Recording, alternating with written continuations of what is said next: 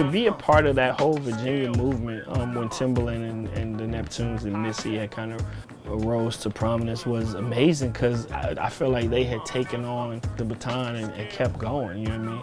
I was the person who said, yo, I'm from Virginia, like we just as real as anybody else. We breed dope rappers, we breed dope artists, listen to us. We made it cool to say I'm from Virginia.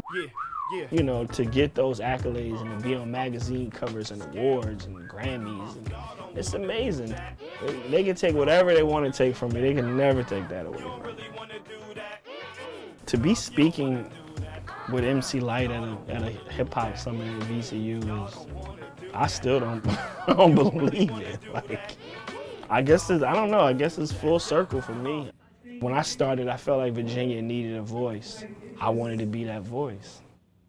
And my homeboy Mike Street, who we went to school with, he used to go to the University of Richmond, and he had a radio show. So he's like, if y'all log the songs, the last half hour of the show, I'll let y'all rap. Just don't curse. So we was like, all right, cool. We was having fun, man, and I started hearing about Lonnie, this dude from Southside, and I was like, all right, you know, because they were saying he the best in Richmond. I'm like, I'm the best in Richmond. Like, what do you mean? When we met, we just happened to be at VCU one day. It was some dudes freestyling, and I heard him rapping, and I was like, oh, that's him. So I went over there, and he started rapping. Then I started rapping. He knew who I was. His eyes lit up when I said my name, and me and him we went like forever. Like back then, when we used to be in the cyphers, beatboxing and head nodding, my whole thing was when I rapped, after I rap, that's it. Because I don't want you to think that you have anything inside of you that can top what I just did. And he had the same mentality I had. I think either like VCU's police or somebody came over there and broke it up. We weren't students. So we made a friendship. He helped me to get better, and as I helped him. We was friends, so we called ourselves the Super Friends. I don't know who came up with the name. It was so like cartoonish, you know, Wonder Twins. We spelled it different so we didn't get sued.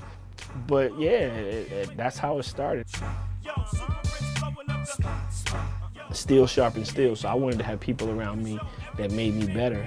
You have the Lonnie B's, Danger Mouse, Kalanji, so many others that helped me. We got in rooms and we made records together, and to be able to have them on my first album and to take them to shows and to show them that, yes, somebody from here can make it and we can excel. It was an amazing feeling. What was the hardest song that I've ever written? It was called You Only Get One, featuring Aries, and it was about my mom. My mom passed away, and I found a micro cassette of a message that she left me. And I always had the message, and I listened to her voice. I would listen to it a lot. In the first two verses of the song, I rapped, no problem. And it was just basically me saying some things to her that if I could have another conversation with her, what I would say. When I got to the third verse, I started crying. Trying to lay it, I tell the engineer, cut it, start over. We gonna lay something else. Let me finish that later. Go do something else. Rapping like regular. Go eat.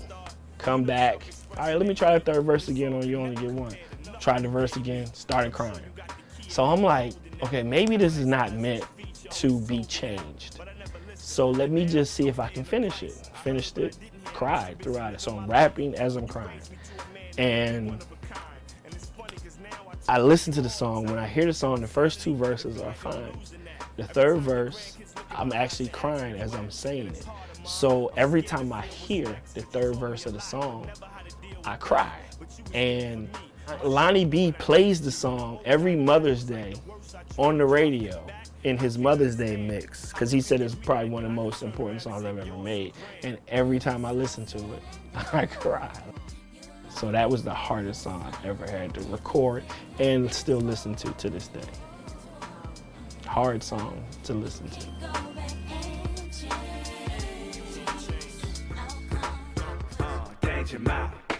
To be on stage at the Art of Noise, I feel like I'm in a room full of friends. I have to credit Lonnie B for having that idea and executing it, and bringing in me and Kelly and DJ Mark. People my age, we come from a very golden decade of music.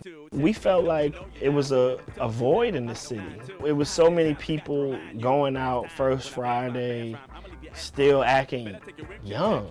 And I'm like, as DJs and just as music lovers, we would see it like, okay, if you go to a party and the DJ say, yo, I'm about to take it back old school. As soon as he do that, you're gonna hear Before I Let Go, Outstanding, or Poison.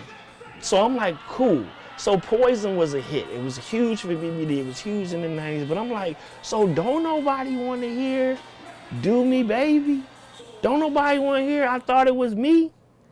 So we started thinking like, we ain't gonna play all of those songs. We created an environment where you can come, you don't gotta worry about wearing heels, you don't gotta worry about being cute. I want you to wear leggings, I want you to wear something comfortable, I want you to wear sneakers, and we want you to have a good time.